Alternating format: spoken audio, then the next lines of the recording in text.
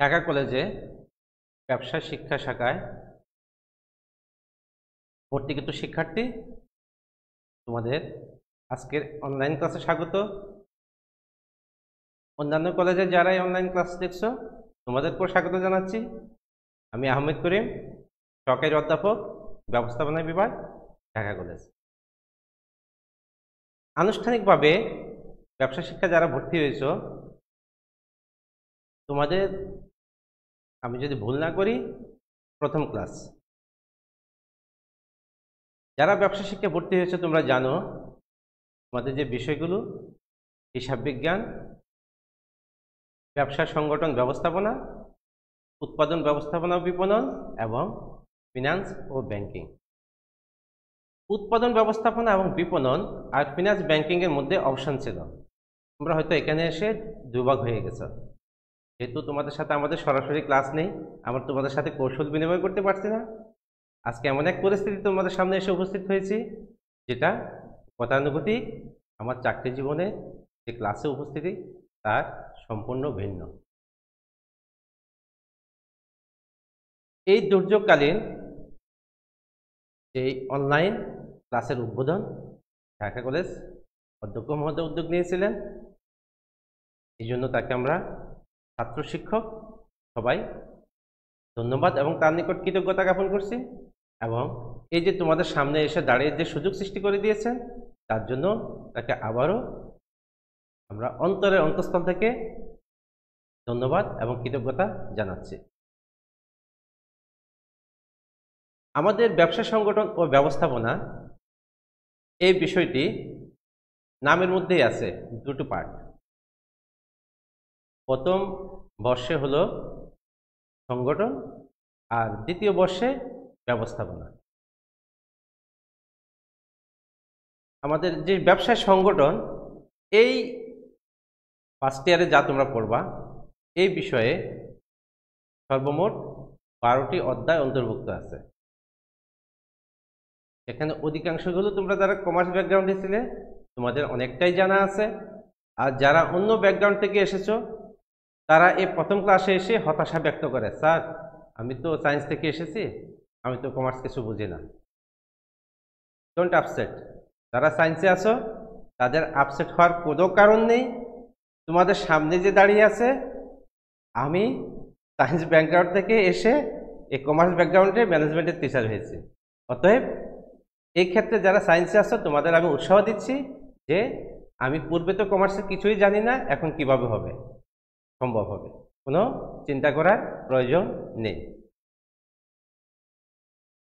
আমাদের ব্যবসা সংগঠনের যে 12টি অধ্যায়ের কথা বললাম এখানে যেমনই আছে ব্যবসায়ের পরিচিতি, এক মালিকানা ব্যবসা, যৌথ মূলধনী ব্যবসা, রাষ্ট্রীয় ব্যবসা, ব্যবসায়ের নৈতিকতা, সমবায় সংগঠন, এরকম অনেকগুলো অধ্যায় আছে। জাতীয় পাঠ্যপুস্তক বোর্ড যে নির্দেশনা সেখানে হলো এই লেভেলে তোমরা এই টপিকসগুলোর ধারণা লাভ করবে এবং পরবর্তীতে তোমরা যখন উপরে ক্লাসে যাবে সেখানে বিস্তারিত জানতে পারবে। এবং এনসিটিভির যে নির্দেশনা সেই নির্দেশনা মোতাবেক প্রত্যেকটি অধ্যায় শুরুতে দেয়া আছে যে তুমি এই অধ্যায় থেকে কি কি শিখতে পারবে।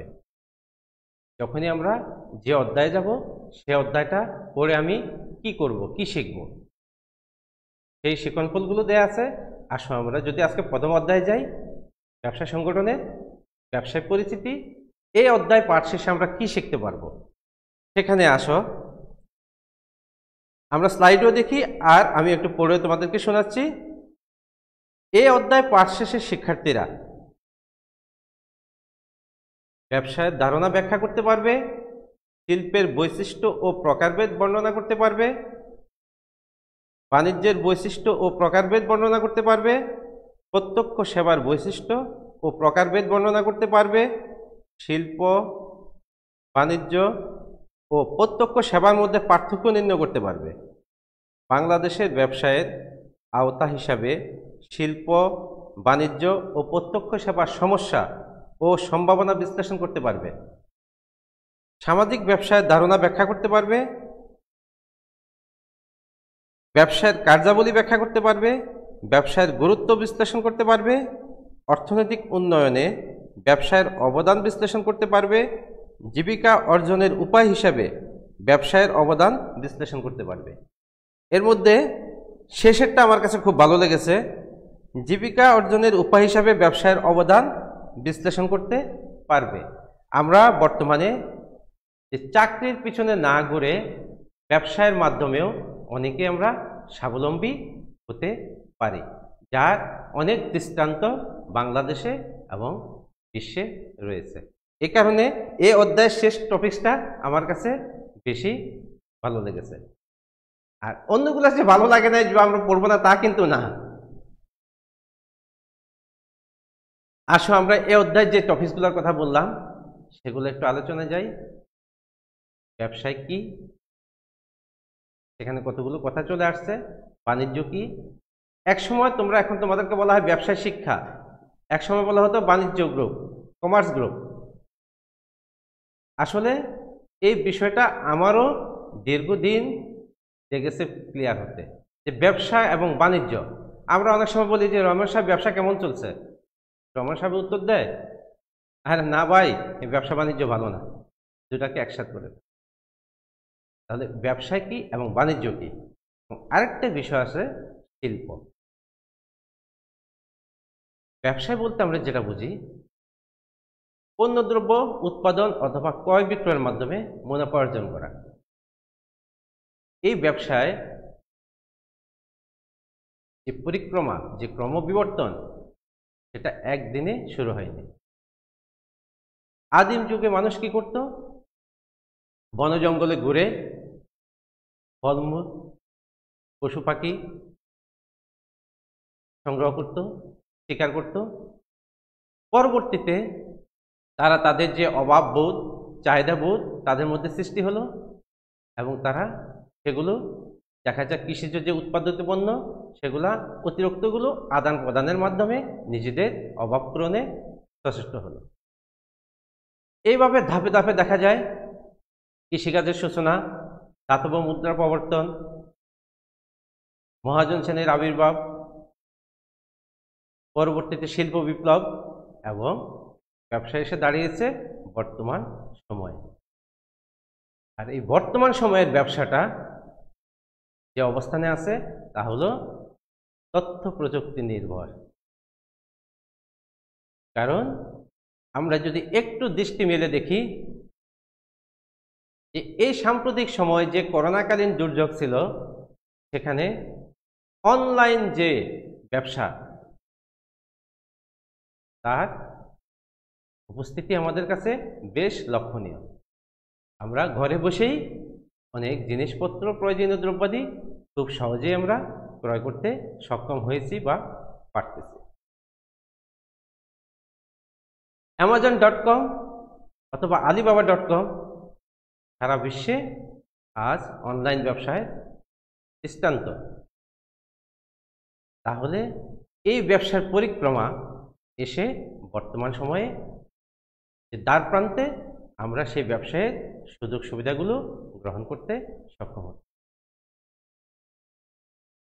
এই ব্যবসায়ের যে কথাগুলো আমি বলেছিলাম, যে পণ্যদ্রব্য উৎপাদন এবং ক্রয় বিক্রয়ের মাধ্যমে মুনাফা অর্জনের প্রক্রিয়া, আমি যখন ক্লাসের শেষ প্রান্তে হয়তোবা জ্ঞানমূলক প্রশ্ন হিসেবে জিজ্ঞাসা করব ব্যবসায় কি।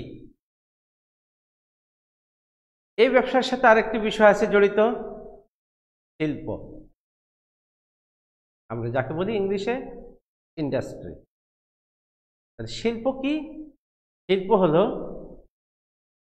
পণ্য বা সেবার রূপগত বা আকৃতিগত পরিবর্তন করে ব্যবহার উপযোগী করা। আমার গায়ে যে শার্ট আছে কাপড়ের তৈরি, এই কাপড় কিসের তৈরি? তুলা থেকে। তাহলে এই যে রূপগত পরিবর্তন, তুলা থেকে কাপড়, কাপড় থেকে শার্ট, শিল্পের কাজের অন্তর্ভুক্ত। তেমনি এই যে দেখো মার্কার, উৎপাদনকারী উৎপাদন করেছে এবং সেটা আমি যে ভোক্তা আমি ক্রেতা, আমার হাতে এসে পৌঁছেছে। সেটা কিসের মাধ্যমে? সেটা হলো বাণিজ্যের মাধ্যমে। বাণিজ্য হলো পণ্য বিনিময়ের যে প্রতিবন্ধকতা তা দূরীকরণ কাজের সাথে সম্পৃক্ত। আসো আমরা আজকের পাঠে যাই। এখানে আমাদের পাঠগুলো যেভাবে পড়ানোর কথা, এনসিটিভি নির্দেশনা, সেখানে তোমাদেরকে গল্প বলবো, গল্প বলে তারপরে আমরা পাঠে প্রবেশ করব। তো এক্ষেত্রে গল্প বলতে আমরা একা একা গল্প আর কতটুকু বলা যায়, সেক্ষেত্রে বরং আমি কি করতে পারি, আমরা একটা উদ্দীপক দেখতে পারি। উদ্দীপক দেখে আমরা আলোচনার পাঠ ঠিক করব। কারণ উদ্দীপকে যে 4টি প্রশ্ন থাকে, জ্ঞানমূলক, অনুধাবনমূলক, প্রয়োগ এবং উচ্চতর দক্ষতা। তো এখানে আমি ক্লাসে শেষের 2টি প্রশ্ন বেশিরভাগ আলোচনা করার চেষ্টা করে থাকি, আর প্রথম 2টি দেখা যায় আলোচনার মধ্যে এসে যায় প্রাসঙ্গিকভাবে। আর প্রয়োগ এবং উচ্চতর দক্ষতা এই 2টি কোশ্চেন দেখার ধরন প্রায় একই, শুধুমাত্র প্রশ্নের সাথে তাল মিলিয়ে একটা বা 2টা লাইন চেঞ্জ করে দিলে হয়ে যায়, কারণ নাম্বার 3 এবং 4 থাকে। আমরা উদ্দীপকটি দেখি।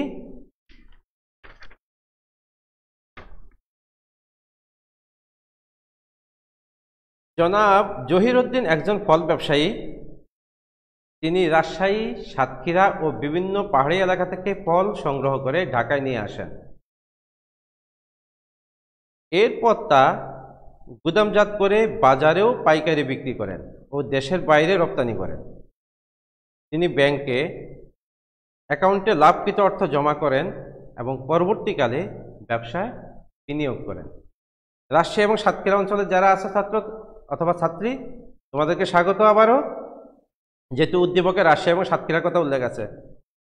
এবার আমাদের প্রশ্ন, ক, ব্যবসায় কি? বাণিজ্য বলতে কি বোঝায়? জনাব জহিরউদ্দিনের কার্যাবলীর ধরন ব্যাখ্যা করো। উদ্দীপকে আলোচিত জনাব জহিরউদ্দিনের সার্বিক কর্মকাণ্ড মূল্যায়ন করো। তাহলে শেষের 2টা প্রশ্ন, জনাব জহিরউদ্দিনের কার্যাবলীর ধরন ব্যাখ্যা করো এবং উদ্দীপকে আলোচিত জনাব জহিরউদ্দিনের সার্বিক কর্মকাণ্ড মূল্যায়ন করো। আমরা সাধারণত এই 2টি প্রশ্নই এখানে আলোচনা করতে থাকি সবসময়, বা চেষ্টা করি। এই যে ধরন, জহিরউদ্দিনের কাজের যে ধরনটা কি? তার মানে তার কাজের মধ্যে কিছু বৈশিষ্ট্য আছে। সে কাজগুলো কেমন? সে ফল সংগ্রহ করে, সে গুদামজাত করে, সে পাইকারি বিক্রি করে, আবার রপ্তানিও করে। তাহলে এই কাজের মধ্যে তার যে বৈশিষ্ট্যগুলো আমরা দেখতে পাই, প্রথমত হলো আমরা বলতে পারি তার উদ্দেশ্য কি? মুনাফার প্রত্যাশা। তার যে কারণ, কাজের ধরনটি, কারণ এই কাজের মধ্যে কি আছে? তার মুনাফা করার ইচ্ছা আছে। তাহলে আমরা যদি তার এই কাজটিকে ব্যবসা হিসাবে সংজ্ঞায়িত করি, তাহলে একটা বৈশিষ্ট্য আমরা পেয়ে যাই যে জনাব জহির মুনাফা প্রাপ্তির প্রত্যাশায় ফল সংগ্রহ, গুদামজাত এবং বিক্রয়ের কাজে জড়িত আছেন। এই ব্যবসায় যদি হয়, তাহলে এখানে আরও বৈশিষ্ট্য আমরা দেখতে পাই, পণ্যদ্রব্য বা সেবার বিনিময়। এখানে একটা বিনিময় থাকবে, এটা পণ্য হোক অথবা সেবা হোক। এই সেবা বলতে আমরা কি বুঝি? পণ্য বলতে প্রোডাক্ট আমরা খুব সহজে বুঝে যাই। সেবার বিষয়টি হলো, যারা ঢাকা কলেজের ছাত্র ভর্তি হয়েছ, তোমাদের কারো বাসা যদি মিরপুর থাকে, সে মিরপুর থেকে বাসে এসে কলেজের সামনে নামবে, 20 টাকা ভাড়া দিবে। তাহলে তুমি কি নিলে? তার থেকে 20 টাকার বিনিময়ে সেবা গ্রহণ করলে। এটা হলো একদম সহজ এবং সিম্পল একটা উদাহরণ। তেমনি সেবার সাথে ডাক্তার, উকিল বা আইনি পরামর্শ যেসব সংস্থা আছে, যে ব্যক্তি আছেন, তাদের এগুলো সেবার আওতায় পড়ে। শিক্ষা প্রতিষ্ঠান সেবার আওতায় পড়ে। তাহলে আমরা বলতে পারি কি, যে ব্যবসার আরেকটি বৈশিষ্ট্য হলো পণ্য ও সেবার বিনিময়, যেখানে বিক্রেতা পণ্য অথবা সেবা প্রদান করবেন এবং তার বিনিময় তিনি অর্থ গ্রহণ করবেন। জনাব জহিরের যে ব্যবসায় যে উদ্যোগ চলে আসছে মুখ দিয়ে, তার মানে পরবর্তী আরেকটা বৈশিষ্ট্য আমরা বলতে পারি যে উদ্যোগ গ্রহণ করা। তিনি কি উদ্যোগ নিলেন যে তিনি ফলের ব্যবসা করবেন। তিনি একজন উদ্যোক্তা, তিনি এই ফল সংগ্রহ, সংরক্ষণ এবং বিক্রয়ের মাধ্যমে তার মুনাফা অর্জনের চেষ্টা করেন। তাহলে আরেকটা বৈশিষ্ট্য আমরা আইডেন্টিফাই করতে পারি যে আমাদের প্রশ্নটা ছিল তার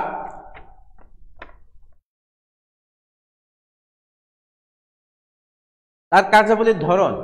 তাহলে তার যে ধরনের মধ্যে পড়ে সেখানে উদ্যোগটাও তার একটা ধরনের মধ্যে ছিল, যে উদ্যোগ গ্রহণ করা। অর্থনৈতিক কার্যকলাপ, ব্যবসায় মাত্রই অর্থনীতির সাথে সম্পর্কযুক্ত। তাহলে এখানে কি থাকবে? অর্থনৈতিক কার্যকলাপ জড়িত থাকবে। লেনদেন, এই শব্দটার সাথে আমরা যখনই চিন্তা করি তখনই সর্বপ্রথম যেটি আসে তাই হলো অর্থ, লেনদেন। তাহলে ব্যবসার সাথে যে ক্রয় বিক্রয় অথবা লেনদেনের যে সম্পর্ক সেটা হলো অর্থনৈতিক কার্যকলাপের সাথে সম্পর্কিত। বন্টন, এটা আমাদের ব্যবসা শিক্ষার ছাত্রদের জন্য একটা গুরুত্বপূর্ণ বিষয়। বন্টন, এই বন্টন অধ্যায়টি একটা অধ্যায় তোমরা পড়বা গিয়ে উপরে ক্লাসে প্রিন্সিপালস অফ মার্কেটিং। আবার আরেকটা চ্যাপ্টার, আরেকটা বিষয় আছে উপরে ক্লাসে, বর্তমানে 4র্থ বর্ষে বিবিএ, সেখানে হলো মার্কেটিং ম্যানেজমেন্ট। এই বন্টন নিয়ে সেখানে বিস্তারিত আলোচনা। তাহলে এখানে কি হলো যে জহির সাহেব ফল সংগ্রহ সংরক্ষণ করেন এবং সেটা যদি তিনি গুদামজাত করে রাখেন তাহলে তার উদ্দেশ্য কি অর্জন হবে? কোনো অবস্থাতেই সেটা অর্জিত হবে না। তাহলে সেটাকে তাকে কি করতে হবে? বন্টন করতে হবে। আর এই বন্টনের মাধ্যমে তার যে কাঙ্ক্ষিত লক্ষ্য, সে লক্ষ্য অর্জন করতে সে সক্ষম হবে। একটা কথা আমরা প্রায় সময় বলে থাকি, নো রিস্ক নো গেইন, খুবই পরিচিত একটা শব্দ। আর বেশিরভাগ ক্ষেত্রে যেটা বলা হয় ব্যবসায়ের ক্ষেত্রে, তার মানে ঝুঁকি এবং অনিশ্চয়তা। ব্যবসা মাত্রই ঝুঁকি বিদ্যমান। একজন ব্যবসায়ীকে ঝুঁকি অনুমান করতে পারবেন, কিন্তু তিনি শতভাগ পরিমাপ করতে পারবেন না। এই ঝুঁকিকে নিয়েই তাকে কাজ করতে হবে। এই যে জহির সাহেবের ব্যবসায়, তার এখানে ঝুঁকিটা কি? যে ফল পতনশীল, অতি দ্রুত পচে যেতে পারে। এখন যদি আমি ক্লাসে থাকতাম তাহলে কয়েকজন বলতো, স্যার বিকল্প ব্যবস্থা আছে। এই ব্যবস্থা কি? স্যার ওই যে কেমিক্যাল মিশিয়ে ফল দীর্ঘদিন রাখা যায়। কথা সত্যি, কিন্তু এটা হলো ব্যবসায় নীতি নৈতিকতার বিরুদ্ধে। ব্যবসায়ের যে নীতি, সেই নীতির বিরুদ্ধে যাবে কেমিক্যাল মিশ্রিত করা। তাহলে আমরা বলবো কি, যে ঝুঁকি এবং অনিশ্চয়তা মোকাবিলা করেই ব্যবসায়ীকে তার ব্যবসায়িক কার্যক্রম পরিচালনা করতে হবে, এবং এই কার্যক্রম পরিচালনা করার সাথে সাথেই তার কি আসবে? তার যে উদ্দেশ্য, মুনাফা অর্জিত হবে। ব্যবসায়ের সাথে আরেকটি বিষয় সম্পৃক্ত, উপযোগ সৃষ্টি। এটা শিল্পের কাজ, এবং ব্যবসা বাণিজ্য শিল্প, এই তিনটা শব্দ একসাথে জড়িত। মাথা যদি আমার ব্যবসা হয়, এই হাত হলো আমার বাণিজ্য, এই হাত হলো আমার শিল্প, তাহলে আমি কি বিচ্ছিন্ন কিছু এখান থেকে? তাহলে এখন আমরা যেটা আসলাম উপযোগ। তাহলে ব্যবসায় বা ব্যবসায়ী অথবা একজন উদ্যোক্তা কি করেন?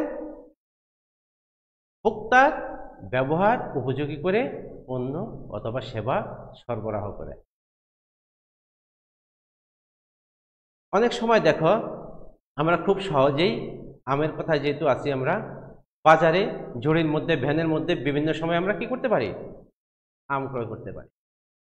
আবার তুমি যখন বড় বড় সুপার শপে যাবে,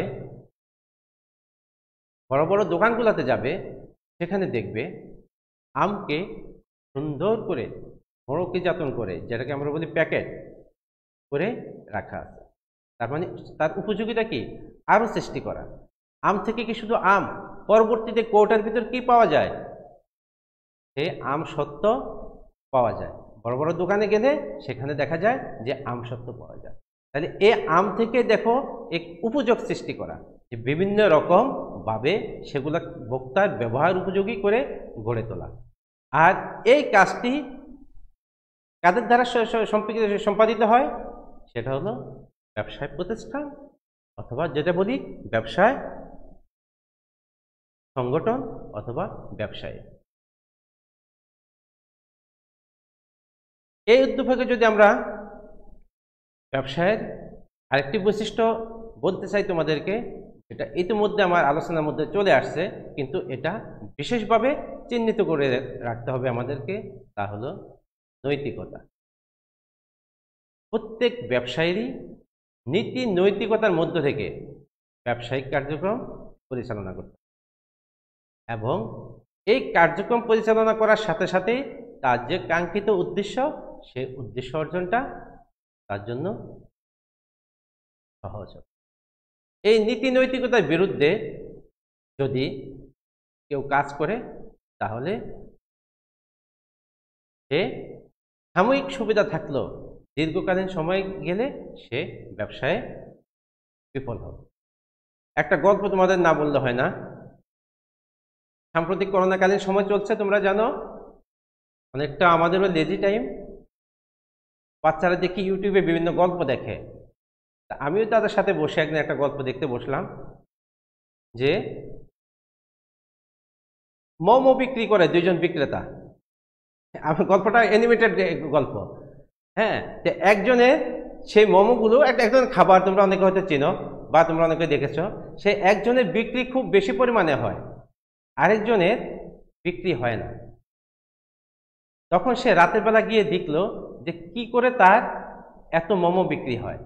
সে দেখলো কি, যে তার যে উৎপাদনের যে মোমো উৎপাদনের যে উপকরণগুলো, সে উপকরণগুলো খুব ভালো মানের এবং খুব উন্নত মানের।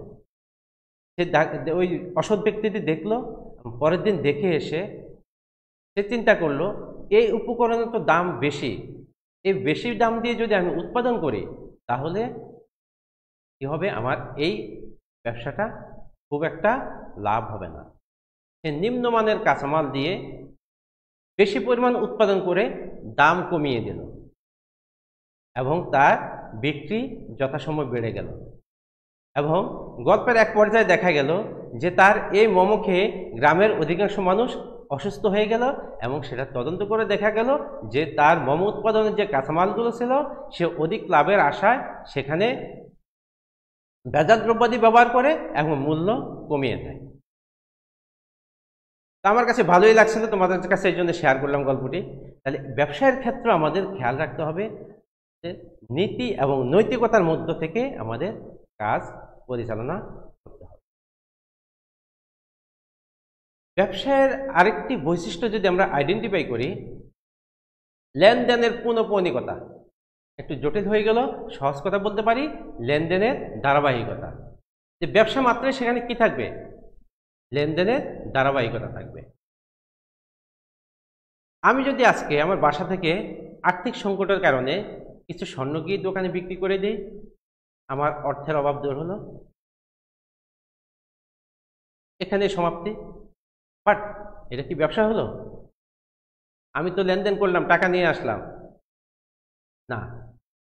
কারণ ব্যবসা হতে গেলে কি লাগবে, লেনদেনের পুনঃপৌনিকতা থাকতে হবে। অর্থাৎ যে স্বর্ণকার তারটা ব্যবসা, সে সেখানে লেনদেন করতেছে আমার মতো আরো অনেক কাস্টমারের সাথে, কিন্তু আমি গিয়ে বিক্রি করে চলে আসছি এবং লাভও করেছি, আমার যে উদ্দেশ্য সফল হয়েছে, যে কম দামে কেনা ছিল বেশি দামে বিক্রি করেছি, কিন্তু আমার এই লেনদেনটা ব্যবসায়ের অন্তর্ভুক্ত হবে না। এই কারণে বলা হয় যে ব্যবসা মাত্রে কি থাকতে হবে, লেনদেনের পৌনঃপৌনিকতা থাকতে হবে, অর্থাৎ ধারাবাহিকতা। শুরু থেকে এই পর্যন্ত যতই বলছি ব্যবসায় মুনাফা অর্জন করবে, মুনাফাকে উদ্দেশ্য করে তার কার্যাবলী পরিচালিত হবে, কিন্তু সর্বোপরি ব্যবসায়ীকে একটি কথা তার মাথায় রাখতে হবে, তার ব্যবসা পরিচালনার ক্ষেত্রে তার প্রয়োগ থাকতে হবে, সেটা হলো জনকল্যাণ। কারণ শুধুমাত্র ব্যবসায়িক কর্মকাণ্ডের মাধ্যমে নিজের মুনাফা অর্জিত হলেই সফল ব্যবসায়ী হওয়া যায় না। একজন সফল ব্যবসায়ীকে জনকল্যাণের বিষয়টিও চিন্তা করতে হবে। এখন এই জনকল্যাণের বিষয়টি কেমন হতে পারে? তার যে উৎপাদিত পণ্য, সে উৎপাদিত পণ্য গুণগত মান ভালো থাকতে হবে, ন্যায্য মূল্য নির্ধারণ করতে হবে। আরও কিছু বিষয় আছে জনকল্যাণের সাথে সম্পৃক্ত। তোমরা বিভিন্ন সময় দেখে থাকো যে বিভিন্ন বড় বড় প্রতিষ্ঠান, বিভিন্ন শিক্ষা প্রতিষ্ঠানে বিভিন্ন ধরনের সহায়তা করে থাকে, অথবা দেখা যায় বিভিন্ন বড় বড় প্রতিষ্ঠান বিভিন্ন অঞ্চলে বিভিন্ন জায়গায় মসজিদ, মন্দির এই জাতীয় প্রতিষ্ঠান তারা গড়ে তোলে। কেউ কেউ স্কুল, কলেজ এই ধরনের প্রতিষ্ঠানও গড়ে তুলতে সহায়তা করে। তাহলে এই বিষয়টি হলো যে ব্যবসায়িক কর্মকাণ্ড পরিচালনার সাথে সাথেই ব্যবসায়ীকে জনকল্যাণের জন্য এগিয়ে আসতে হবে, তার মন মানসিকতা জনকল্যাণের জন্য তৈরি করতে হবে এবং তিনি একজন সফল ব্যবসায়ী হবেন। তাহলে জনাব জহিরের যে বিষয়টি ছিল তার কার্যাবলীর ধরন, তার ধরন দেখে আমরা বুঝতে পারি যে ব্যবসায়ের এই বৈশিষ্ট্যগুলো দেখা যেতে পারে। ঘ নম্বর উদ্দীপকটি দেখো আবার। উদ্দীপকে আলোচিত জনাব জহিরুদ্দিনের সার্বিক কর্মকাণ্ড মূল্যায়ন করো। এখন যে তার কাজগুলো ব্যবসা হিসাবে আমরা বৈশিষ্ট্যগুলো দেখলাম, এগুলো কিন্তু তোমাদের আমি আবারও রিপিট করছি। আমরা যদিও পয়েন্ট আকারে, আমি যদিও পয়েন্ট আকারে আলোচনা করছি তোমাদের সুবিধার জন্য, কিন্তু সকল পয়েন্ট তোমার জানার প্রয়োজন হবে না, সকল পয়েন্ট মুখস্থ করতে হবে না, আবার মুখস্থ না করলে অনেক সময় পরীক্ষাও লিখতে পারবে না। কারণ দেখা যাবে 3 অথবা 4 নম্বরের যে কোশ্চেনগুলো, সেখানে 3 থেকে 4টি পয়েন্টের হাইলাইট করার সুযোগ আছে মাত্র। আমি পরবর্তী ক্লাসগুলোতে তোমাদের সেই প্রশ্নগুলো কিভাবে হয় এবং কিভাবে হাইলাইট করতে হবে তোমার 3 থেকে 4টি পয়েন্ট, সেই বিষয়গুলো আমি দেখানোর চেষ্টা করব। আমরা ঘ নম্বর প্রশ্নে যাই। সেখানে আছে যে সার্বিক কর্মকাণ্ড, যে তার আসলে ওই প্রতিষ্ঠান ফলের ব্যবসা করতে গিয়ে তার কি কর্মকাণ্ড সে করেছে, তার কি কাজ। তার মানে আমরা বলতে পারি এখানে ব্যবসায়ের যদি আমরা কাজ জানি, ব্যবসায় যে কি কাজ সম্পাদিত হয় তা যদি জানি, তাহলে জয়ের সাথে আমরা মিলিয়ে বলতে পারি যে সে এই কাজগুলো করেছেন। তাহলে আমরা পুরো টপিকটা জেনে নেব যে ব্যবসায়ের কার্যাবলী। ব্যবসায়ী যে কাজ করে প্রথমত সেটা হলো সাংগঠনিক কার্যাবলী। ব্যবসায় প্রতিষ্ঠান তো একটা সংগঠন, আর এই সংগঠন পরিচালনার জন্যে তাকে উৎপাদনের যে উপকরণগুলো থাকে, সেই উপকরণগুলো তাকে সংগ্রহ করতে। এখানে এসে সংগঠন, আমি ক্লাসের শুরুতে বলেছিলাম আমাদের দ্বিতীয় অধ্যায়, তোমরা যখন দ্বিতীয় বর্ষে যাবে সেখানে আমাদের বিষয়টির নাম হয়ে যাবে ব্যবস্থাপনা। সেখানে আমাদের চতুর্থ অধ্যায় একটা অধ্যায় আছে, সেটা হলো সংগঠিতকরণ। এবং ওই সংগঠিতকরণ এবং সংগঠন সেখানে বিস্তারিত আলোচনা করা আছে যে সংগঠন কি, সেখানে সংগঠনের প্রকারভেদ আছে, সংগঠনের কার্যাবলী আছে। আমরা যখন দ্বিতীয় বর্ষে যাব তখন চতুর্থ অধ্যায়ে আমরা এই বিষয়গুলো বিস্তারিত জানব। আর আমাদের এখানে আছে কি শুধু সাংগঠনিক কার্যাবলী, অর্থাৎ ব্যবসায়ীকে কি করব, আমরা বলবো যে সংগঠনের যে উপকরণগুলো আছে সেই উপকরণগুলো কি তাকে জোগাড় করতে হবে। এখন উপকরণগুলো কি, সেখানে ভূমি লাগবে, শ্রম দেওয়ার জন্য শ্রমিক লাগবে, তার মূলধন লাগবে, এই বিষয়গুলো। সংগঠিতকরণের সাথে সাথে যে বিষয়টি, সে যেই ব্যবসাটি করবে, যে পণ্যটি সে উৎপাদন করবে অথবা যে পণ্যটি সে বিক্রয়ের মাধ্যমে মুনাফা করবে, সে পণ্যটি তাকে, পণ্য সামগ্রী তাকে ক্রয় করতে হবে।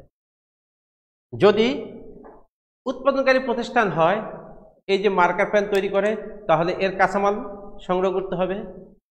জহিরের ব্যবসার ধরন অনুযায়ী জনাব জহির যে ব্যবসা, তিনি কাঁচামাল হিসাবে তিনি কি সংগ্রহ করেন, আম সংগ্রহ করেন। পরবর্তী ধাপে যে কাজটি হলো আমাদের উৎপাদন কার্য পরিচালনা। এটা খুবই একটা সহজ বিষয় বোঝা যাচ্ছে যে কাঁচামাল সংগ্রহ করার সাথে, আমি কিন্তু একটু আগে বলেছি যে একটা উদ্দীপকের সাথে আমার সকল টপিকসগুলো যাবে না। যেমন আমি যদি বলি এখন উৎপাদন কার্য পরিচালনা, এক্ষেত্রে কিন্তু আমার আজকের উদ্দীপকের সাথে যাবে না, কিন্তু ঠিকই আরেকদিন আরেকটা উদ্দীপক যখন দিব সেখানে কিন্তু চলে আসবে। কারণ উৎপাদন কার্য পরিচালনা জহিরের ক্ষেত্রে প্রযোজ্য না, সে তো উৎপাদন কার্যে নিয়োজিত না, সে তো ফল সংগ্রহ করে, সরাসরি রূপান্তরিত ফলগুলো সে সংগ্রহ করে। অতএব তোমরা যদি মিল খুঁজো, সেটা হবে আমাদের আরেকটা প্রশ্ন যখন আসবে তখন সেখানে দেখি ঠিকই আমি মিল দেখিয়ে দিব যে উৎপাদন কার্য পরিচালনা কার্যাবলীটা সেখানে ব্যবসায়ের জন্য অত্যন্ত গুরুত্বপূর্ণ। তিনি যদি উৎপাদন কার্য পরিচালনা সঠিকভাবে করতে ব্যর্থ হন, তাহলে তার যে পণ্য উৎপাদন সে পণ্য উৎপাদন প্রক্রিয়া ব্যাহত করবে, এবং পণ্য উৎপাদন প্রক্রিয়া যদি ব্যাহত হয়, তার যে বিক্রয়ের লক্ষ্যমাত্রা তা অর্জিত, আর বিক্রয়ের লক্ষ্যমাত্রা যদি অর্জিত না হয়, স্বাভাবিকভাবেই তার যে উদ্দেশ্য মুনাফা অর্জন সেটিও ব্যর্থ হবে। আরেকটি কাজ আছে ব্যবসায়ের, এখানে এটা প্রযোজ্য হতে পারে আমার আজকের উদ্যোগের সাথে, যে ক্রয়। উৎপাদনকারী প্রতিষ্ঠান কি বলে, কি ক্রয় করে? কাঁচামাল ক্রয় করে। তেমনি জহির সাহেবও এখানে কি করতেন, তার যে ব্যবসায়িক পণ্য তিনিও সেটা সংগ্রহ করেন। সংগ্রহ করা মানে কি? ক্রয় করেন। তাহলে এক্ষেত্রে এটা প্রযোজ্য হতে পারে। তাহলে তার যে কাজ মূল্যায়ন করতে বলছে আমাকে, সেই মূল্যায়নটা আমি বলতে পারি তিনি বিভিন্ন অঞ্চল থেকে কি করেন, যে আম সংগ্রহ করেন, আম ক্রয় করেন, এবং পরবর্তীতে সেগুলো বিক্রয়ের জন্য তিনি উদ্যোগ গ্রহণ করেন। ব্যবসায়িক যে কাজগুলো থাকে, সেই কাজের সাথে আরেকটি বিষয় যেটা অঙ্গাঙ্গিভাবে জড়িত, ক্রয় বিক্রয়। তাহলে ক্রয় যদি বলি, বিক্রয় তো না বললে হয়ই না, কারণ ক্রয় করে যদি আমি গুদামজাত করে রেখে দিই, তাহলে তো কাঙ্ক্ষিত যে লক্ষ্য, সেই লক্ষ্য অর্জিত হবে না। অতএব তা বিক্রয়ের মাধ্যমে মুনাফা অর্জন করতে হবে, আর সে বিক্রয়ের জন্য তাকে কি করতে হবে, যথাযথ মাধ্যম ব্যবহার করতে হবে। যেটা আমি শুরুতে বলেছিলাম যে আমাদের বন্টন, সেখানে বন্টন প্রণালী যে বিশদ অধ্যায় আছে সেখানে তোমরা এগুলো জানতে পারবে। এবং আমি আবারও রিপিট করছি, আমাদের যে একাদশ দ্বাদশ শ্রেণীর যে সিলেবাসটা আছে, এই সিলেবাসের পাঠ্যপুস্তক বোর্ডের যেই নির্দেশনা, সেটা হলো তোমরা এখানে শুধুমাত্র ধারণা লাভ করবে এবং পরবর্তীতে বিশদ জানবে। তাহলে এখানে যে আমরা শুধুমাত্র বিক্রয় বললাম, কিন্তু এই বিক্রয়ের সাথে যে বিক্রয় প্রণালী, বন্টন প্রণালী, বিজ্ঞাপন, অনেক বিষয় আছে, সেগুলি কিন্তু আমি এখানে খুব সুন্দরভাবে এড়িয়ে যাচ্ছি। তাহলে ব্যবসায়ী কি করবে, যে পণ্য বিক্রয়ের মাধ্যমে তার মুনাফা অর্জনের চেষ্টা করবে। আর কাজটা কি হতে পারে, বিক্রয় করতে গেলে তার পরিবহন ব্যবস্থার প্রয়োজন হবে, কারণ পণ্য এক জায়গা থেকে আরেক জায়গায় নেওয়ার জন্যে কি লাগবে, পরিবহন লাগবে, যেটা যে কোনো ধরনের হোক। আর এই পরিবহনের জন্যে বিভিন্ন মাধ্যম আছে, নৌপথ, স্থলপথ, আকাশপথ। জহির সাহেবের ক্ষেত্রে এখানে আমরা পরিবহনের বিষয়টা বলতে পারি। তিনি যেহেতু সংগ্রহ করে ঢাকায় নিয়ে আসেন বলতে কি, যে কোনো পরিবহনের মাধ্যমে নিয়ে আসেন। আবার তিনি কি বলা আছে, তিনি দেশের বাইরেও রপ্তানি করেন। দেশের বাইরে রপ্তানি করতে গেলেও তার কাছে একাধিক পরিবহনের মাধ্যম আছে, তিনি যে কোনোটাই বেছে নিতে পারেন।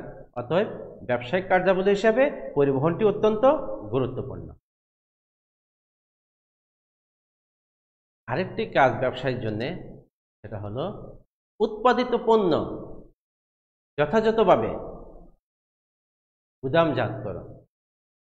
কারণ পণ্য উৎপাদনের সাথে সাথেই সকল পণ্য বিক্রি হয়ে যাবে অথবা পরিবহনের মাধ্যমে সরবরাহ করা সম্ভব হয়ে যাবে এমন আশা করা ঠিক না। অথবা ক্রেতার চাহিদা অনুযায়ী সময় মতো যদি সরবরাহ করা না যায়, তাহলেও ব্যবসায় কি হয়, লোকসানের সম্মুখীন হয়। এই কারণে ব্যবসায়ীরা কি করেন, উৎপাদিত পণ্য তারা গুদামজাত করেন, এবং গুদামজাতকরণের মাধ্যমে কি হয়, সময় উপযোগিতার সৃষ্টি হয়। যখন সময় আসবে বা ক্রেতার সরবরাহ চাহিদা বাড়বে, এবং সেই চাহিদা মোতাবেক পণ্য সরবরাহ করাও কিন্তু ব্যবসায়ের একটি গুরুত্বপূর্ণ কার্যাবলী। খেয়াল করো, শীতের আমেজ প্রায় সামনে আসতে, আগামী 2-1 মাসের মধ্যে হয়তো শীত চলে আসবে। এখন দেখবা কিছু ব্যবসায়ী আছে যে শীতের কাপড় চোপড় তারা বিভিন্ন দেশ থেকে অথবা অভ্যন্তরীণ বাজার থেকে সংগ্রহ করে সেগুলো কি করে, গুদামজাত করে রাখে, এবং সময় অনুযায়ী সেগুলো কি করবে, বিক্রয়ের উদ্যোগটা তারা গ্রহণ করবে এবং এই কার্যাবলী সম্পাদনের মাধ্যমে সে কি করতে পারবে, মুনাফা অর্জন করতে সক্ষম হবে। আমাদের ব্যবসায়ের যে আরেকটি কাজ, মালিকানা হস্তান্তর। এই কার্যাবলীটি হলো যে আমি যখনই বিক্রি করে দেব সেটা ক্রেতার কাছে চলে যাবে, অর্থের বিনিময়ে আমার মালিকানা হস্তান্তর হয়ে গেল, এর মালিক হয়ে যাবে কে, ক্রেতা। এই বিষয়টি অত্যন্ত একটা সহজ বিষয়। আমাদের বর্তমান সময়ে ব্যবসায় অত্যন্ত প্রতিযোগিতামূলক। এই প্রতিযোগিতামূলক ব্যবসায় যদি ব্যবসায়ীকে টিকে থাকতে হয়, তাকে বাজার গবেষণা করে দেখতে হবে। অর্থাৎ আমি বলতে চাচ্ছি যে ব্যবসায়ের জন্য বাজার গবেষণা একটি গুরুত্বপূর্ণ কাজ হিসাবে চিহ্নিত করা যায়। বাজার গবেষণার মাধ্যমে তিনি দেখতে পারেন যে তার পণ্য এবং সমজাতীয় পণ্যগুলোর অবস্থান কি। এই সমজাতীয় প্রতিষ্ঠানের সাথে প্রতিযোগিতায় টিকে থাকতে হলে তাকে সমমানের অথবা তার থেকেও উন্নত মানের পণ্য সরবরাহ নিশ্চিত করতে হবে, না হলে ব্যবসায় জগতে টিকে থাকা অনেকটা কঠিন হয়ে যায়। ব্যবসায়িক কাজের মধ্যে ইতিমধ্যে আমি বলেওছিলাম, এটা বৈশিষ্ট্য যেমনি তেমনি কার্যাবলীর মধ্যে অন্তর্ভুক্ত হয়। ঝুঁকি গ্রহণ এবং দূরদর্শিতা। একজন ব্যবসায়ীকে ব্যবসা করার জন্যই কি করতে হবে, ঝুঁকি গ্রহণ করতে হবে এবং তাকে দূরদর্শী মনোভাব সম্পন্ন হতে হবে। তাকে দেখতে হবে ভবিষ্যতের রূপরেখা, তাকে অন্তর্দৃষ্টি দিয়ে উপলব্ধি করতে হবে যে তার উৎপাদিত পণ্য সামগ্রী অথবা ক্রয়কৃত যে পণ্য সামগ্রী সেগুলো দিয়ে তার যে কাঙ্ক্ষিত উদ্দেশ্য কতটুকু সফল হবে, অথবা লোকসানের কোনো সম্ভাবনা আছে কিনা। এবং লোকসানের সম্ভাবনা থাকলেও যে ব্যবসায়ী ব্যবসায়ের কার্যক্রম থেকে পিছিয়ে আসবেন তা কিন্তু, তিনি ঝুঁকি আছে জেনেও তিনি সেই কার্যক্রম পরিচালনায় উদ্যোগ নেবেন। কারণ ওই ঝুঁকির সাথেই আরেকটা বিষয় আছে যে মুদ্রার এপিঠ ওপিঠ যদি আমরা বলি যে ঝুঁকি এবং মুনাফা।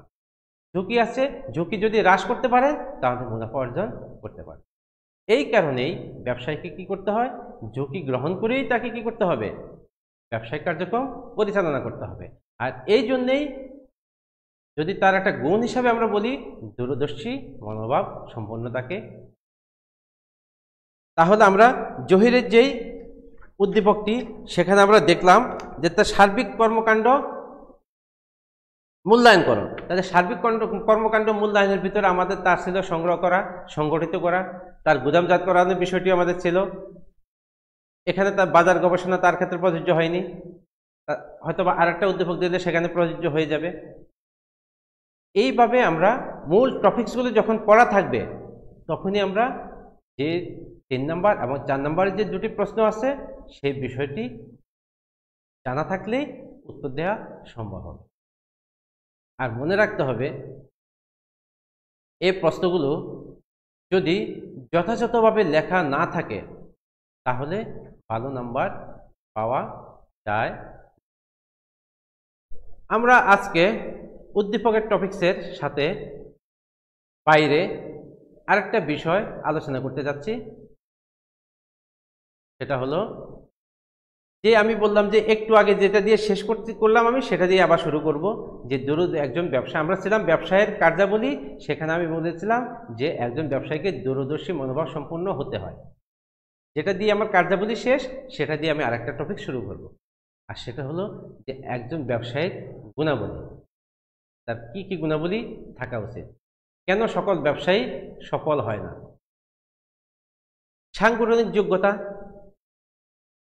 একজন ব্যবসায়ী যে ব্যবসা করতে চাচ্ছেন, তিনি যে সংগঠন পরিচালনা করতে চাচ্ছেন, গঠন করতে চাচ্ছেন, তার সেই যোগ্যতা থাকতে হবে। এই সাংগঠনিক যোগ্যতা যদি তার যথাযথভাবে না থাকে তাহলে তিনি ওই প্রতিষ্ঠানটি দক্ষতার সাথে পরিচালনা করা তার পক্ষে সম্ভব হবে না। শিক্ষাগত যোগ্যতা এবং অভিজ্ঞতা, এটি একটি গুরুত্বপূর্ণ গুণাবলী। এখন প্রশ্ন করবা, স্যার শিক্ষাগত যোগ্যতা ছাড়াও তো অনেক ব্যক্তি ব্যবসায়ে সফল হয়েছে। 100% কারেক্ট, কিন্তু সেটা ব্যতিক্রম। মূলত যে বিষয়টি আমাদের ব্যতিক্রমের বাইরে, অর্থাৎ যে শিক্ষাগত যোগ্যতা ছাড়া যারা সফল হয়েছেন সেটা সংখ্যায় অনেক কম, কিন্তু আমরা যাব বৃহৎ অংশের দিকে। যদি শিক্ষাগত যোগ্যতা এবং অভিজ্ঞতা থাকে তাহলে কি করতে পারবে? একজন ব্যবসায়ী তার ব্যবসা সংগঠনকে পরিচালনা করতে পারবে। মানসিক এবং শারীরিক শক্তি, যে আমি ব্যবসা করব, আমার মানসিক শক্তি আছে, প্রয়োজনে আমার নিজের ব্যবসা আমি পরিশ্রম করব, সেই শারীরিক শক্তি আছে। এই বিষয়টি একজন ব্যবসায়ী বলি অথবা উদ্যোক্তা বলি তার জন্য একটা অপরিহার্য গুণাবলী হিসাবে চিহ্নিত করা যায়। ঝুঁকি গ্রহণ করার মনোভাব, এটা আমার একাধিকবার বলা চলে আসছে, এটা আর আমি এখানে বলছি না। নেতৃত্বের গুণ, একজন ব্যবসায়ী যখন তার ব্যবসা পরিচালনা করে তখন দেখা যায় কি তার জন্যে অনেক কর্মী বাহিনীর প্রয়োজন হয়, এবং এই কর্মী বাহিনীকে পরিচালনা করার জন্যে তার নেতৃত্বের গুণ থাকতে হবে। আবারও আমি যাচ্ছি দ্বিতীয় পার্টে, আমাদের দ্বিতীয় বর্ষে চলে যাই, সেখানে আমাদের একটা চ্যাপ্টার আছে নেতৃত্ব, লিডারশিপ, সেখানে বিশদ আলোচনা নেতৃত্ব নিয়ে। দূরদৃষ্টি সম্পন্ন ক্ষমতা, এটা ইতিমধ্যে চলে আসছে আমার, যে সে দেখবে ভবিষ্যতে তার যে প্ল্যান আছে, যে পরিকল্পনা আছে ব্যবসা করার, যে পণ্য, সে পণ্যটি দিয়ে তার যে কাঙ্ক্ষিত উদ্দেশ্য, সেই উদ্দেশ্য অর্জন তার জন্য কতটা সহজ হবে। এবং সততা এবং নিষ্ঠা, এই গুণাবলীটি ব্যবসায়ের জন্য একটি অপরিহার্য গুণাবলী হিসেবে চিহ্নিত। যদি তিনি সততা এবং নিষ্ঠার সাথে তার কাজগুলো পরিচালনা করেন তাহলেই তিনি ভালো উদ্যোক্তা বলো, ভালো ব্যবসায়ী বলো, তিনি সমাজে আবির্ভূত হবেন। সময়ানুবর্তিতার বিষয়টি অবশ্যই খেয়াল করবে। ডিসিপ্লিন, বাংলায় সময়ের মূল্য, এই রচনা মুখস্থ করতে করতেই তোমরা মাধ্যমিক স্তর থেকে উচ্চ মাধ্যমিক স্তরে প্রবেশ করেছ। সেখানে যে ডিসিপ্লিন রচনা মুখস্থ করা, সময়ের মূল্য রচনা মুখস্থ করা, এগুলো শিখেই তোমরা কিন্তু এই সবেমাত্র মাধ্যমিক স্তরটা অতিক্রম করে আসছো। তাহলে সময়ানুবর্তিতা ছাত্রদের ক্ষেত্রে যেমনি প্রযোজ্য, ব্যবসায়ীর ক্ষেত্রেও প্রযোজ্য। কারণ তিনি যদি সময় উপযোগী সিদ্ধান্ত গ্রহণ না করতে পারেন তাহলে তার ব্যবসায়ী হিসাবে তিনি ব্যর্থ হবেন, অর্থাৎ তার যে উদ্দেশ্য সে উদ্দেশ্য অর্জনে তিনি ব্যর্থ হবেন। আজকের ক্লাসে আমরা যতটুকু আলোচনা করলাম, এই আলোচনার ভিতর থেকে আমি শেষের দিকে কিছু এমসিকিউ কোশ্চেন তোমাদেরকে দেখাই। আজকে আমি এমসিকিউ প্রশ্নগুলোর আনসার একটু সময় নিয়ে বলবো, আর তোমরা কমেন্ট বক্সে যেটা দিবা একের উত্তর এ, ওই যে ক খ কে তোমরা ডাইভার্ট করে কিভাবে এবিসিডি বলো, এ বি সি দিয়ে কমেন্টস করবা। আর পরবর্তী ক্লাস থেকে আমি শুধুমাত্র এমসিকিউ প্রশ্নগুলো তোমাদের স্লাইডে দেখাবো, হয়তো আমি পড়েও শোনাবো, কিন্তু উত্তর আমি বলবো না। আমি নেক্সট পরবর্তী ক্লাসে কমেন্ট বক্সে দেখবো যে সবার উত্তরগুলো ঠিক আছে কিনা, আমি মিলিয়ে দেখবো। আসো আমরা এরকম আজকে আলোচনার ভিতরে কয়েকটি এমসিকিউ প্রশ্ন দেখে নিই। আমাদের 1 নম্বরে যে প্রশ্নটি আছে, ব্যবসায়ের প্রথম ও প্রধান বৈশিষ্ট্য কোনটি?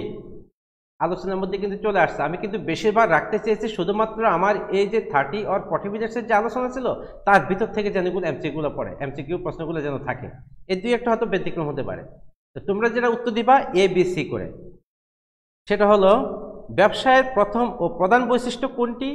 ক আইনগত বৈধতা, স্বাধীন পেশা, ঝুঁকি, মুনাফা অর্জন। শুরু থেকে শেষ পর্যন্ত কয়েকবারই আছে, বলবো উত্তরটা ডি। উৎপাদনের বাহন কোনটি? বাণিজ্য, ব্যবসা, শিল্প, কলকারখানা। উত্তরটি হবে সি। চাহিদা ও সরবরাহের মধ্যে সমন্বয় সাধন করা কিসের মূল লক্ষ্য? চাহিদা এবং সরবরাহের মধ্যে, বারবার আমি বলছিলাম, গুদামজাতকরণের সাথে কি হয় যে যখন ক্রেতার চাহিদা থাকবে সেই অনুযায়ী পণ্য সরবরাহ করতে পারবে। তার মানে গুদামজাতকরণটা কার কাজ ছিল? ব্যবসায়ের কাজ ছিল। যদি একটু টপিকটা শুনো তাইলে কিন্তু আনসার করা সহজ। তার মানে উত্তর হলো সি। সাধারণ অর্থে মুনাফা অর্জনের উদ্দেশ্যে পণ্যদ্রব্য ক্রয় বিক্রয় সংক্রান্ত কাজকে কি বলা হয়? এটা কিন্তু জ্ঞানমূলক প্রশ্ন হিসাবে হয়ে যাবে যে মুনাফা অর্জনের উদ্দেশ্যে পণ্যদ্রব্য ক্রয় বিক্রয় সংক্রান্ত কাজকে ব্যবসায় বলে। উত্তর আমি বলেই দিছি। তুমি যদি সাধারণ অর্থে বাদ দিয়ে দাও, তুমি পড়বা শুধু মুনাফা অর্জনের উদ্দেশ্যে পণ্যদ্রব্য ক্রয় বিক্রয় সংক্রান্ত কাজকে ব্যবসায় বলে।